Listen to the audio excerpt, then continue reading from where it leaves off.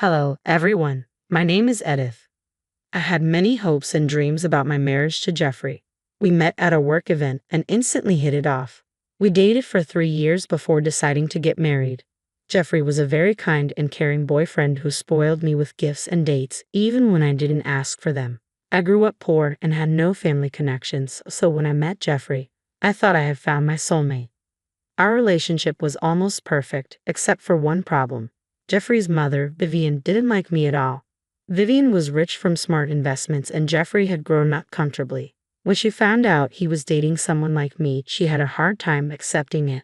She told Jeffrey, "I know you love each other, but you need to think it through.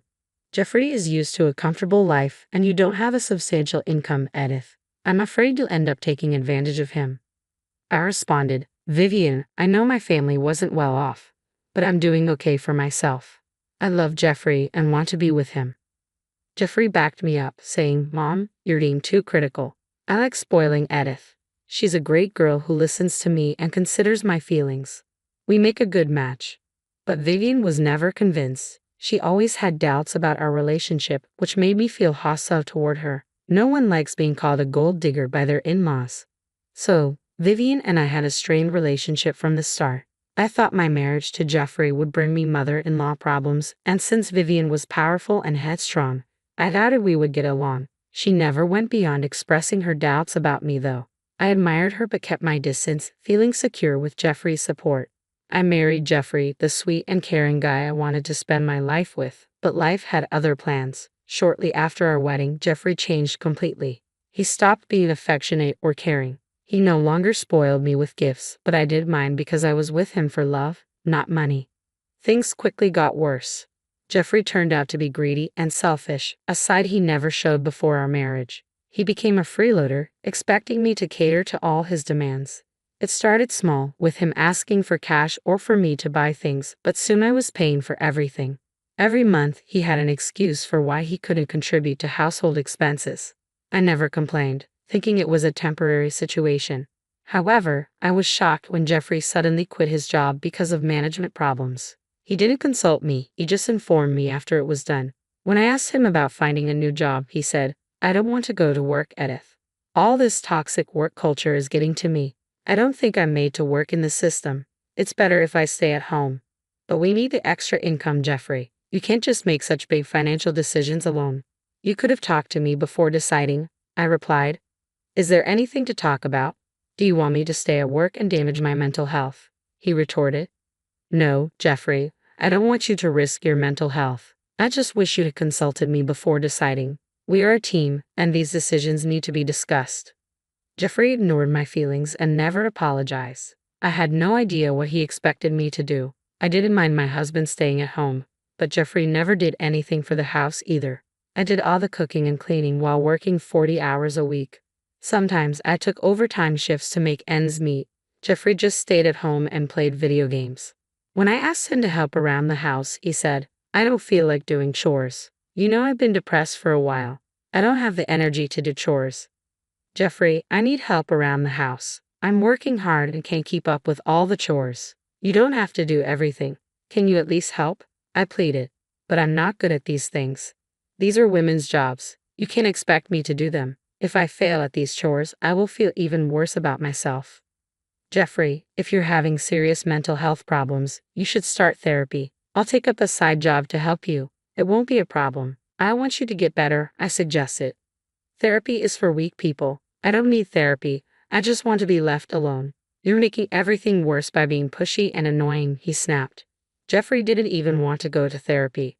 Believe me, I tried very hard to convince him. For the longest time, I believed he was depressed. I was so used to seeing the sweet and responsible side of him that I believed all his lies. Slowly, I realized that Jeffrey was okay. He had no problem lounging around the house and playing games. He even went out with his friends every week. Meanwhile, I was working like a slave both at home and at work. I had no time for myself. Jeffrey even stopped showing me any affection. All he did was sit at home and complain. Some of my friends warned me that Jeffrey was using me and becoming abusive.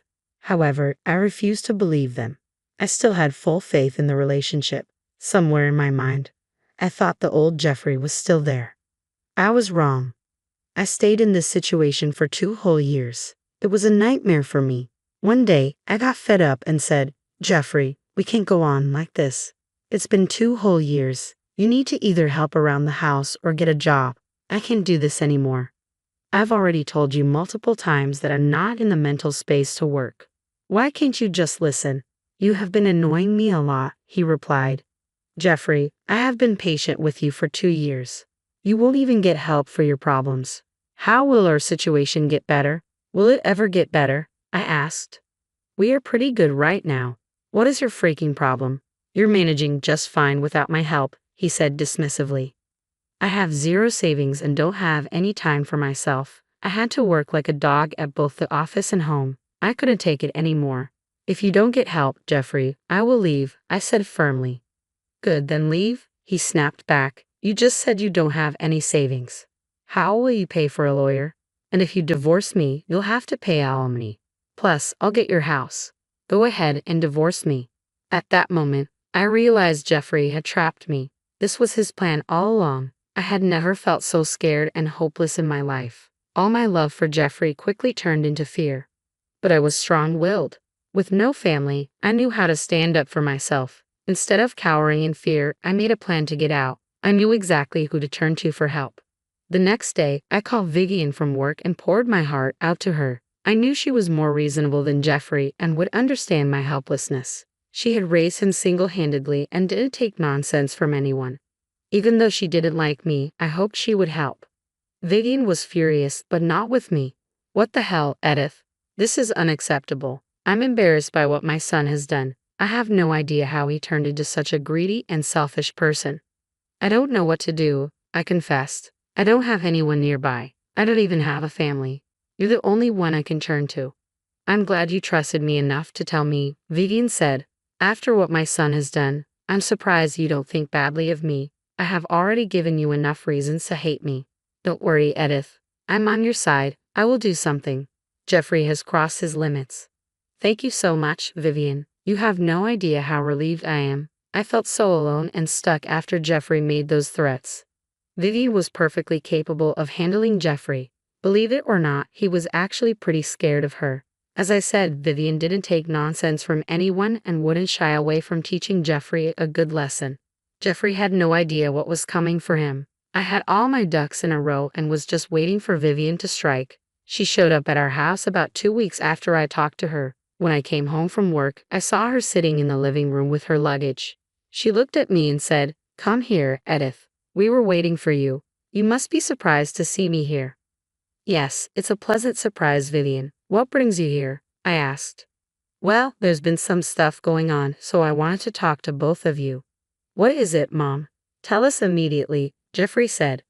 "I was thinking about buying a new house," Vivian began. "My old house has become boring, and I don't want to live there anymore. So I was thinking about selling it."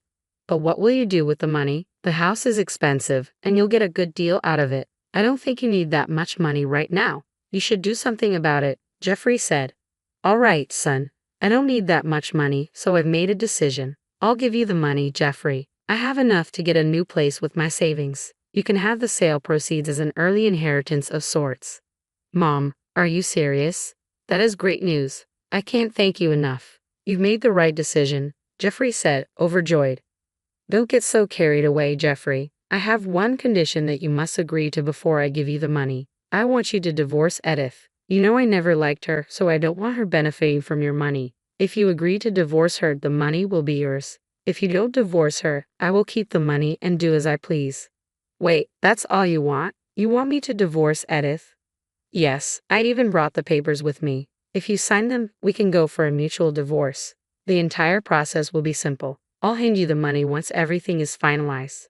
Hearing this, Jeffrey's eyes lit up. He made no secret of the fact the offer was pretty tempting for Jeffrey. To be honest, I had no idea where Vivian was going with this. However, if he did divorce me, I would be free from being trapped with Jeffrey. So, I kept a solemn face and said, "Jeffrey, you can't possibly divorce me for money. Who even does that? Vivian, I know you don't like me, but offering him a bribe is going too far." "Don't talk to my mom like this," Jeffrey shot back. "You've been a neglectful wife, and I hate being with you anyway. Since Mom has gone through the trouble of getting everything ready, I won't disappoint her. I will sign the papers today. Seriously, Jeffrey, you would divorce me for your mother's money?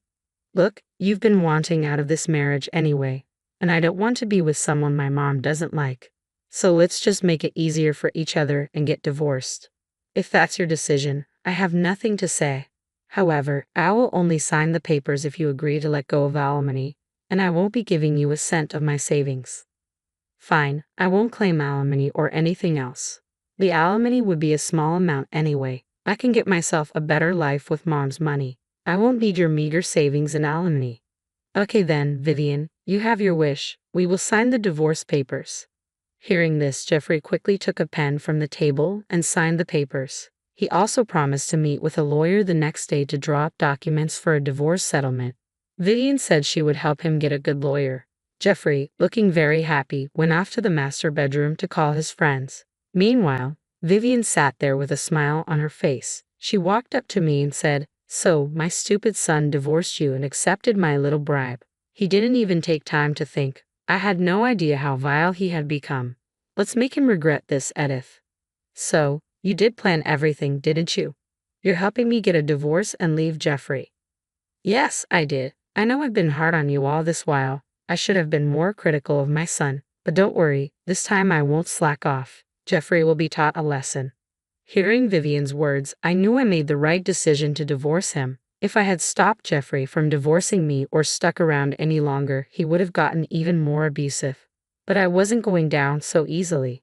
While Vivian made him sign the divorce papers, I made him agree to a divorce settlement that would work in my favor.